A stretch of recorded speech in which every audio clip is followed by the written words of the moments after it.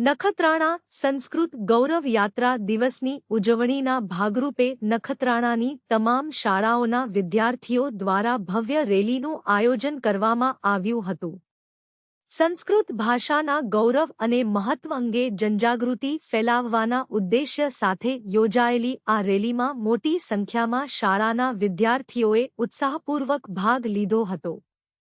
Rally દરમિયાન વિદ્યાર્થીઓ દ્વારા સંસ્કૃત ભાષાના મહત્વ, ભારતીય સંસ્કૃતિ અને સંસ્કૃતના ગૌરવને ઉજાગર કરતા સૂત્રોચ્ચાર સાથે પ્રચાર પ્રસાર કરવામાં આવ્યો હતો.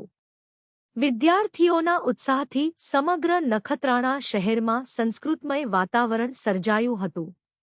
આ રેલીને પ્રસ્થાન કરાવવા માટે નખત્રાણા મામલતદારશ્રી તેમજ નખત્રાણા નગરપાલિકાના ચેરમેન શ્રી ચંદનસિંહ બાપુ ખાસ ઉપસ્થિત રહ્યા હતા.